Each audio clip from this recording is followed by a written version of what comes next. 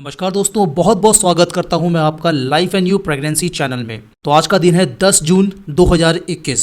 समय हो चुका है 1:42 दोपहर का। सूर्य ग्रहण शुरू हो चुका है और आशा करता हूं कि अगर आप गर्भवती हैं तो आपने उन विशेष बातों का ध्यान अवश्य रखा होगा जिनके बारे में मैं पहले भी वीडियोज़ बना चुका हूँ। इस समय पे गर्भवती महिलाओं को खासकर कोई और करे या ना करे, कुछ उपाय करने बहुत ज़्यादा आवश्यक होते हैं। गर्भवती महिलाओं के ग्रह इस समय पे काफ़ी ज़्यादा कमज़ोर होते हैं और इस समय पे ग्रहणों का नकारात्मक असर बहुत ही आसानी से गर्भवती के ऊपर पड़ सकता है। भारत में वैसे तो ये ग्रहण आंशिक रूप से देखा जा रहा है, लेकिन फिर भी ग्रहणों के उपाय करने में कोई भी दिक्कत नहीं है और बल्कि इससे आपको फायदा ही मिलता है। छोटे छोटे उपाय होते हैं जो आपको कर लेने चाहिए। इस समय पे सबसे ज़्यादा ज़रूरी आपके लिए ये है कि आप एक अंधेरे कमरे में बैठे हुए हों जहाँ पे सूर्य की रोशनी ना आ रही हो। ये सबसे ज़्यादा ज़रूरी है, क्योंकि आंशिक रूप से सूर्य ग्रहण है तो बहुत ज़्यादा उपाय भी अगर आप नहीं करते हैं तो चलेगा, लेकिन कोशिश ये करें कि आप सूर्य को बिल्कुल भी ना देखें। किसी भी काम को टालें जिससे कि आपको बाहर जाना पड़ रहा है, लेकिन अगर कोई ऐसा कार्य, इंपॉर्टेंट कार्य आ जाता है जिसको आप बिल्कुल भी नहीं टाल सकते हैं, तो आप अपने साथ तुलसी के पत्ते जरूर लेके जाएं। तुलसी के पत्तों से काफ़ी हद तक बचाव मिलता है। घर पे भी हैं, अंदर भी हैं, कमरे के अंदर, तो भी आपको तुलसी के पत्ते कुछ अपने आसपास रखने चाहिए। कुछ आपको अपने मुंह में, अपनी जीभ में तुलसी के पत्ते रखने चाहिए। तो तुलसी के पत्ते बहुत गुणों से भरपूर होते हैं। इससे जो ग्रहण की नकारात्मक ऊर्जा होती है वो आपको हानि नहीं पहुंचा पाती है। तुलसी के पत्ते अगर आपके पास अवेलेबल ना हो तो तुलसी के पत्ते वाला काम जो है एक नारियल भी कर देता है। नारियल को भी अगर आप अपने पास रखते हैं तो उससे भी आपको बहुत ज़्यादा बचाव मिलता है। ग्रहण काल के दौरान आपको कुछ भी नहीं खाना होता है, ना ही आपको कुछ पीना होता है। इन दोनों कामों पे बिल्कुल सख्त मनाही होती है। तो आशा करता हूँ कि अगर आपने मेरी वीडियोस पहले देख ली होंगी तो ये काम आप पहले ही कर चुकी होंगी और इस मात्रा में आप खा चुकी होंगी कि आपको कम से कम जो 5 घंटे जो इस ग्रहण की अवधि है, ये ग्रहण शुरू हो चुका है 1:42 से और ये ख़त्म होगा 6:41 पे। तो तकरीबन जो है ये 5 घंटे का ग्रहण रहने वाला है। इस अवधि में आपको बिल्कुल भी कुछ नहीं खाना है, कुछ भी नहीं पीना है।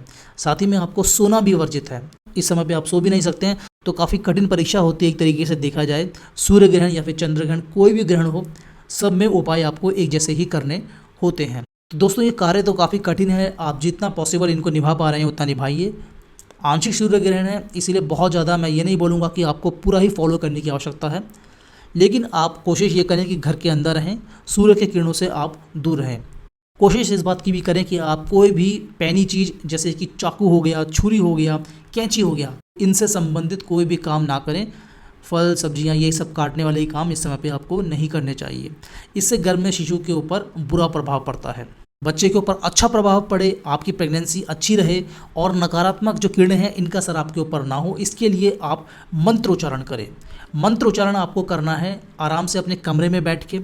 इसके लिए आपको मंदिर या फिर किसी भी प्रतिमा के पास खड़े होने की ज़रूरत नहीं है, बैठने की ज़रूरत नहीं है।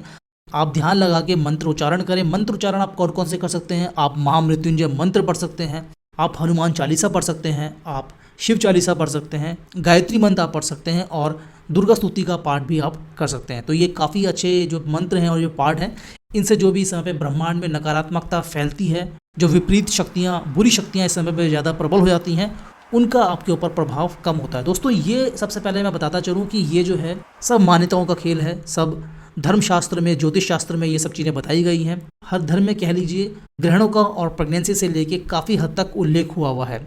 काफ़ी सारे उपाय बताए जाते हैं और जो उनमें सबसे मोस्ट कॉमन उपाय है वो यही है कि आपको ग्रहण को नहीं देखना है, घर के अंदर ही बैठे रहना है। ग्रहण खत्म होने के बाद आपको नहाना बहुत ज़्यादा आवश्यक है। जो भी वस्त्र पहने हैं उनको आप चेंज कर दीजिए। उसके बाद गंगा जल का थोड़ा सा सबसे पहले पीजिए और पूरे घर में आप गंगा जल का छिड़काव करें जिससे कि सारे घर का शुद्धिकरण हो सके। अब आपको ताज़ा खाना बनाना है और ताज़ा खाना ही ग्रहण करना है। इतने कार्य अगर आप कर लेते हैं किसी भी ग्रहण में तो वो पर्याप्त हैं। दोस्तों वीडियो आपको कैसी लगी मुझे कमेंट करके अवश्य बताएं। कोई सवाल है तो आप कमेंट करके मुझसे पूछ सकते हैं। वीडियो को लाइक जरूर करिएगा, चैनल में नहीं तो चैनल को सब्सक्राइब जरूर करिएगा। मिलते हैं अगली वीडियो में, तब तक के लिए नमस्कार।